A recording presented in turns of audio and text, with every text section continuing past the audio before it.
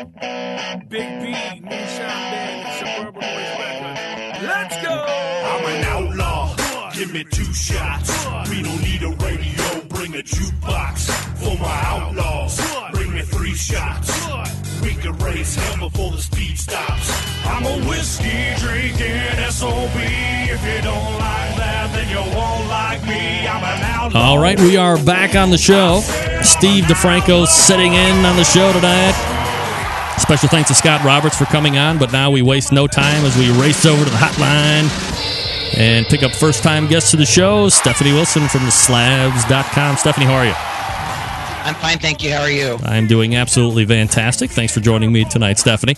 And we're having you on tonight. Obviously, you were really an integral part. Are you getting any echo tonight? Let me ask you first and foremost. Yeah, give me 1 second. All right. How's that? I'm fine. I just want to make sure you were... I'm fine. Okay. So you were an integral part as far as the St. Louis competition that I think it was called the St. Louis Rubber event or whatever it was called. River Rub, right. So this is an event that was well promoted. There was going to be a very big payout, and I think it's very important that we talk first and foremost, at least we preface this conversation by saying this is not going to be any type of, Jerry Springer on the promoter. We're not going to be tossing him under a bus or anything. I think we kind of not understand, especially if you've seen the video, you probably realize, how not very well he is feeling about the whole situation. So let's look at it from a different perspective. Let's look at it from somebody who was there cooking at the event. How long in advance did you and Kyle sign up for the event to take part? I think we signed up for it about a month and a half ago, maybe 2 months ago. And how did you find out? How was it promoted to you guys? Basically, I was just kind of looking around. We had the free entry to the DeSoto, Kansas contest, and I was getting ready to sign up for that one. And I had gotten on the barbecuebrethren.com, and I had seen that there was a contest in St. Louis that had a decent prize purse. And I discussed it with Kyle, and we decided to give that free entry to my son Brent and his buddy Austin and my sister Val, slabs of approval, who ended up coming in 3rd place overall. Yes. And they went there, so we went out there and thought, hey, what the heck, we'll hang out with some people. I'll get to see some of my family that live out there now and just have a real good time.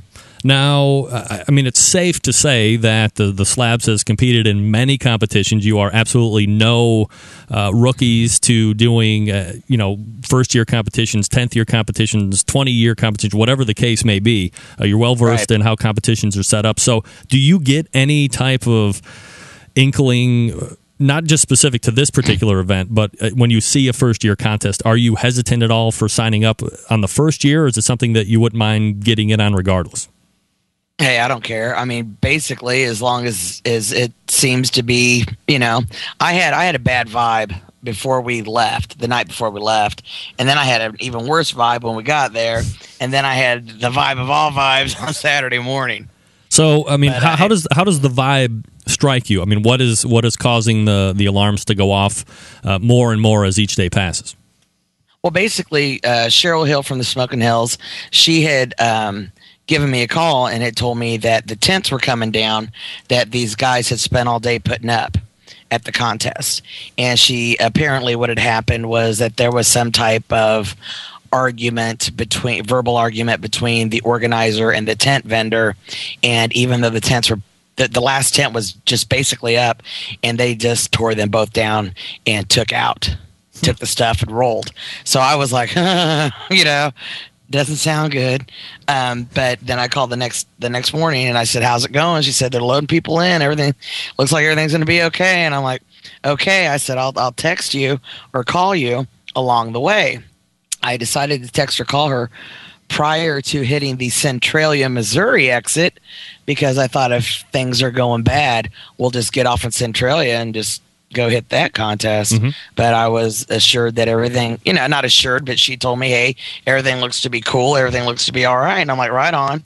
So then, we're in the bus and we're going eastbound, baby. And then we show up and everything seems to be all right. And then things just kind of start getting weird. Now, when you pull in, look, let's be honest, when you look across all of the many competitions that happened this past weekend, for Christ's sake, there was a regional event that took place for the Sam's Club National, and the national finals are going to be taking place this coming weekend.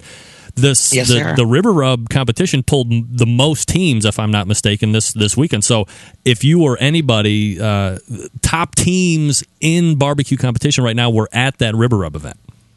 Yes, they were. So nobody else that you had heard from, because you know the big names out there, nobody else was saying they were getting a bad vibe or they were thinking about ditching the event? Actually, my buddy Rod Gray from Pellet Envy, he and I were kind of, back and forth, what's going on, and because I had let him be aware of the whole tent situation, and we decided we're gonna go ahead and go, and then it just we all just kind of stuck together and never really saw the organizer really that much. We saw him at the cooks meeting, and the contest rep would ask a question. He in turn would ask the organizer, and the organizer in turn would ask the volunteers, which was Shane Petzold and Dave Petzold and Amy and Stan Hayes. Those are there were some other people there like Greg and some guy named Brian, and there were some other people there helping, but they were asking mainly the Petzolds and the Hayeses. And that's where he was getting his answers from. I mean, he didn't know where the ash and the grease were. He just wasn't on top of that portion of the program. All right. So as the cook, you start your big meets, the night before, and you're rolling just like you would any normal competition. There is a wildly viral piece of video that is circulating barbecue forums right now. It's on your Facebook page as well, and basically you've kind of been able to capture exactly how it went down. So for the people that haven't been able to see the video, or if they just kind of stumbled upon, they're trying to put a time frame on what happened. Tell us about it. Basically, the video, number one, is at wiredbbq.com. Right. And they will also be going live at the Jack. They're going to do some live streaming down there. And I want to thank them for putting that up there because it's pretty raw. I mean, it wasn't edited or anything. Basically, in the morning, I'm breaking out the Bloody Marys, for my friends, and we're having a couple cocktails. And next thing you know, I mean, there's lots of rumor and innuendo, and it's just gotten to the point. It had gotten to the point where I was just like, you know what? I'm done. I'm done listening to this crap. I want to know what's going on, and the only way we're going to know what's going on is if we call somebody at KCBS. Yeah. Granted, Dawn Andriitis was there. She was a rep in training, but I mean, she was in the same position as the other two reps that were there. I mean, she wasn't there in a KCBS capacity per se, like office staff. Mm-hmm. She was there training, so I mean, it wasn't on her to be the guy. So I just whipped out the Steph phone, bro, and I gave Candy Weaver a call. She didn't answer her phone, so then I called Mike Budeye, who's on the KCBS board of directors, and I told him I had a bad vibe. I said, I'm not feeling it here. I said, I believe something is awry. I said, I don't think this dude has his money. Now, and then go ahead. I mean, I'm self-proclaimed not a barbecue knowledgeable person when it comes to competitions, and I was able to get Candy Weaver for a few words yesterday. She's going to come on in a week from now to talk about the whole thing and where KCBS stands on it and what they're responsible for, what they're not responsible for. But when you have an inkling that the organizer doesn't have the money, the $28,000 that he said he was going to be paying out, how does he make that announcement? Well, actually, I think he was. I'm not going to assume anything. I made the phone call. Within half an hour, there was a meeting that was going to take place. Mm-hmm. And that is the meeting in which he discussed the shortage of funds.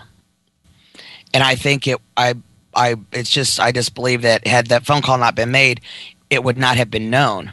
And at the time when he had the meeting, he had stated that he was $5,000 short. Mm-hmm.